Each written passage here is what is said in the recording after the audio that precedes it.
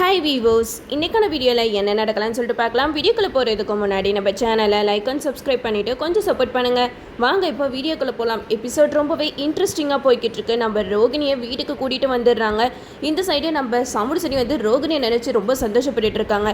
என்னோட பொண்ணு என்னோட உயிரை காப்பாற்றுறதுக்காக அவளோட வயிற்றில் வளர்கிற கருவையே கலைக்கிற அளவுக்கு போயிட்டா. இதை நினைக்கும் போது எனக்கு ரொம்பவே சந்தோஷமாக இருக்குது. நல்ல வேலையாக அந்த ஜோசியர் பொய் சொல்லியிருக்காருன்னு தெரிய வந்துச்சு. அப்படி இல்லைனா என்ன நடந்திருக்கும் அப்படிங்கிற மாதிரி சாமுடிச்சேரி சொல்ல, இதை கேட்ட ராஜராஜன் சொல்றாங்க, இங்க பாரு சாமுடிச்சேரி, நான் இப்பவும் சொல்றேன், உனக்கு நன்றி சொல்லணும்னு தோணுச்சுன்னா நம்ம கார்த்தி மாப்பிள்ளைக்கு நன்றி சொல்லு. அவர் மட்டும் இல்லைன்னா இன்னரும் இந்த குடும்பத்துல என்ன நடந்திருக்கும் தெரியுமா? ரோகிணியோட வாரிசு இல்லாமலே போயிருக்கும். இதெல்லாம் எவ்வளவு பெரிய பாக்கியம். அது மட்டும் இல்லாம 4 வருஷமா ரோகிணி குழந்தை இல்லாம எவ்வளவு கஷ்டப்பட்டிருக்கா அப்படிங்கிற மாதிரி ராஜராஜன் சொல்ல, இதெல்லாம் கேட்டுட்டு சாமுண்டிசேரி கார்த்தியை பத்தி புரிஞ்சுக்கிறாங்க. அப்பதான் நம்ம ராஜராஜன் சொல்றாங்க, இப்பயாவது நம்ம கார்த்தி மாப்பிள்ளையோட நல்ல மனசை புரிஞ்சுக்கோ அப்படிங்கிற மாதிரி சொல்ல, இதெல்லாம் கேட்டுட்டு சந்திராவுக்கு செம்ம கோவம் வருது. என்னடா இது, இந்த குழந்தை வந்ததுல இருந்து எல்லாருமே ரொம்ப கொண்டாட்டமா இருக்காங்க, இந்த குடும்பத்துல சந்தோஷமே இருக்கக்கூடாதுன்னு சொல்லி தானே நம்ம ஏதோ பண்ணிக்கிட்டு இருக்கோம். ஆனா கடைசி நேரத்துல இந்த கார்த்தி பையன் எல்லாத்தையுமே கெடுத்து விட்டுட்டு இருக்கானே, இப்ப நம்ம என்ன பண்றது அப்படிங்கிற மாதிரி சந்திரா வந்து ரொம்பவே தீவிரமா யோசிச்சுக்கிட்டு இருக்காங்க.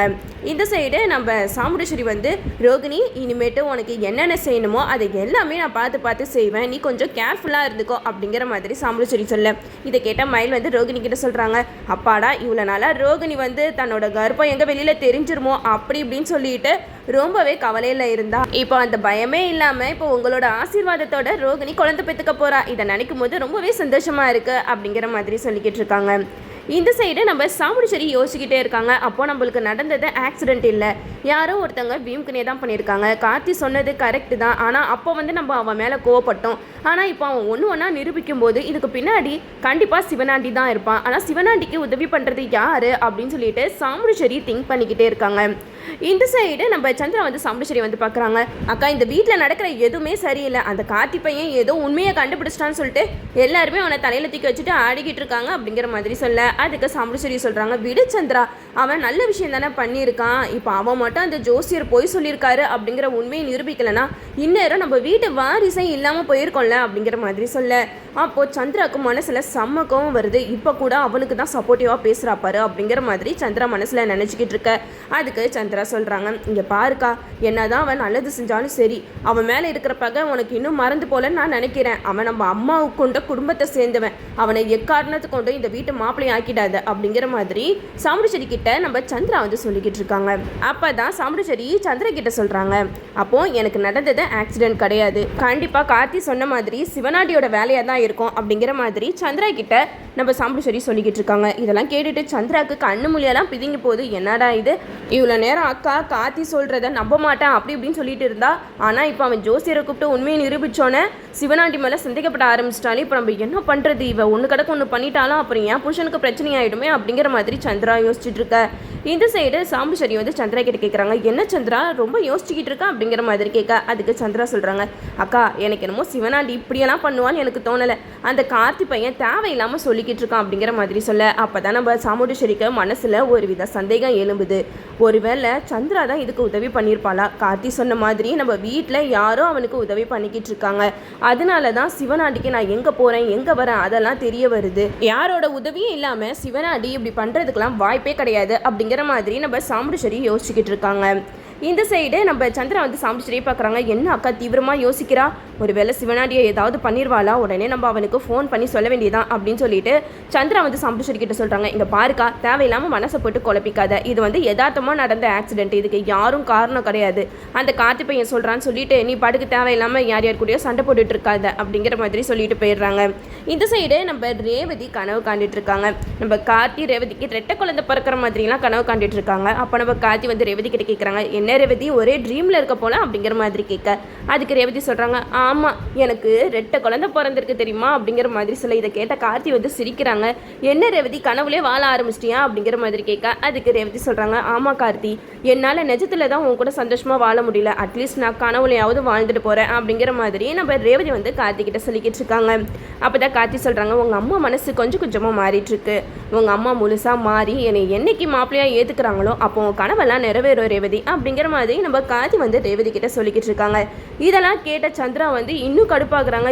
என்னது இது, இந்த வீட்டில் நடக்கிறதெல்லாம் பார்க்கும்போது எனக்கு ரொம்பவே டென்ஷன் ஆகுது. இப்போதான் ரோகிணி கருவை கலைக்கணும் அப்படின்னு சொல்லிட்டு நம்ம என்னென்னமோ பிளான் பண்ணோம். கடைசியில் அக்காவோட ஆசீர்வாதத்தோடு அந்த குழந்தை பிறக்க போது அப்படி இப்படின்னு சொல்லிட்டு தலையில் தூக்கி வச்சுட்டு ஆடுறாங்க. இவன் என்னன்னா ரெட்டை குழந்தை பிறக்கிற மாதிரி கனவெல்லாம் காட்டிட்டு உட்காந்துருக்கா. இப்படியே போச்சுன்னா இந்த குடும்பம் யாராலையும் பிரிக்க முடியாது போலயே. அக்காவும் கூடிய சீக்கிரத்தில் கார்த்தியை மாப்பிள்ளையா ஏற்றுருவா. ரோகிணியோட குழந்தைய வேண்டாம் வேண்டான்னு சொல்லிட்டு இருந்தவ இப்போ என்னன்னா அந்த குழந்தைய மனசார ஏற்றுக்கிட்டா. அதே மாதிரி நாளைக்கு ரேவதியும் கர்ப்பம்னு வந்து நின்றுட்டா. கண்டிப்பாக கார்த்தியை மாப்பிள்ளையா ஏற்றுக்கிட்டாலும் ஏற்றுக்குவா. இவளெல்லாம் நம்பவே முடியாது. சீக்கிரம் இதுக்கு ஒரு முடிவு கட்டணும் அப்படின்னு சொல்லிட்டு நம்ம சந்திரா வந்து சிவனாண்டிக்கு கால் பண்ண போகிறாங்க. நம்ம சாமுண்டீஸ்வரி சந்திராவே ஃபாலோ பண்ணிக்கிட்டு இருக்காங்க. இவன் என்ன திருன்னு முழிச்சுக்கிட்டு போய்கிட்டு இருக்கா. சரி சந்திரா என்ன பண்ணுறா, யார் கூட பேசுகிறா அப்படிங்கிறத நம்ம ஒளிஞ்சிருந்து கேட்போம் அப்படின்னு சொல்லிட்டு நம்ம சந்திரா பின்னாடியே சாமுண்டீஸ்வரி போகிறாங்க. அங்கே போனால் நம்ம சந்திரா வந்து சிவனாண்டிக்கு கால் பண்ணி பேசுகிறாங்க. என்ன சந்திரா அங்கே என்ன நடக்குது அப்படின்னு சொல்லிட்டு சிவனாண்டி கேட்க, இதை கேட்ட சந்திரா வந்து சொல்கிறாங்க, என்ன நடக்குதா, இங்கே நடக்கிறதெல்லாம் பார்க்கும்போது எனக்கு அப்படியே பத்திக்கிட்டு வருது. ஒரு பக்கம் என்னன்னா ரோகிணியோட குழந்தைய நான் அப்படி பார்த்துப்பேன் இப்படி பார்த்துப்பேன் அப்படின்னு சொல்லிட்டு சாமுண்டீஸ்வரி ரொம்ப அன்பாக பேசிக்கிட்டு இருக்கா. இந்த சைடு ரேவதி ரெட்டை குழந்தை பிறக்கிற மாதிரி கனவெல்லாம் காண்டுட்டு இருக்கா. கூடிய சீக்கிரம் ரேவதியும் இந்த மாதிரி மாசமாயிட்டானா அவ்வளவுதான். அந்த கார்த்தி பையனையும் ரேவதியையும் யாராலையும் பிரிக்க முடியாது. அது மட்டும் இல்லாமல் அக்கா கார்த்தியை மாப்பியா ஏற்றுக்குவா அப்படிங்கிற மாதிரி சொல்ல, இதெல்லாம் கேட்ட சிவனாண்டி சொல்கிறாங்க, அந்த அளவுக்குலாம் போவாது சந்திரா, நீ எதுக்கும் கவலைப்படாத அப்படிங்கிற மாதிரி சொல்ல. அதுக்கு சந்திரா சொல்கிறாங்க, இல்லை நீங்கள் அப்படி லேசாக நினைக்காதீங்க. அந்த கார்த்தி பையன் தெளிவாக சொல்கிறான், அத்தைக்கு நடந்தது ஆக்சிடென்ட் கிடையாது, யாரோ பிளான் பண்ணி தான் இந்த மாதிரி பண்ணியிருக்காங்கன்னு சொல்லிட்டு.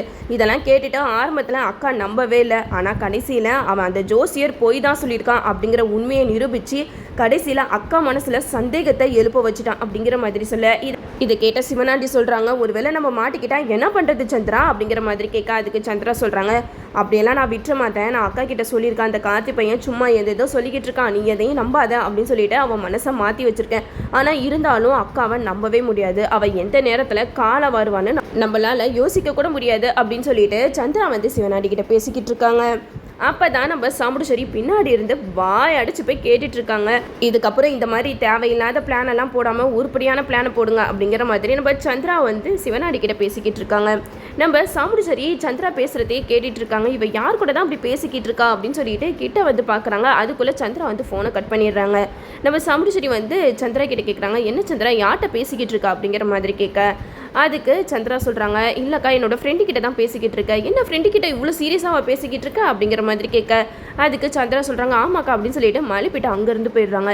அப்போ தான் சந்திரா பெருமூச்சு விட்றாங்க. அப்பா கொஞ்சம் நேரத்துக்கு முன்னாடி மட்டும் அக்கா வந்திருந்தா அவ்வளோதான், நம்ம பேசின எல்லாத்தையுமே கேட்டிருப்பாளே அப்படின்னு சொல்லிட்டு நம்ம சந்திரா வந்து அப்படியே பயத்தில் அப்படியே நின்றுட்டுருக்காங்க. இந்த சைடு நம்ம சாமுண்டீஸ்வரிக்கு ஒரே குழப்பமாக இருக்குது. ஒருவேளை இந்த சந்திரா தான் சிவனாண்டிக்கு உதவி பண்ணுறதா ஒன்றும் புரியலையே அப்படின்னு சொல்லிட்டு சாமுண்டீஸ்வரி மண்டையை போட்டு குழப்பிக்கிட்டு இருக்காங்க. இந்த சைடு நம்ம கார்த்தி மயில் இவங்க 2 பேர் பேசினது தான் நம்ம சாமுண்டீஸ்வரிக்கு மண்டையில் ஓடிக்கிட்டே இருக்குது.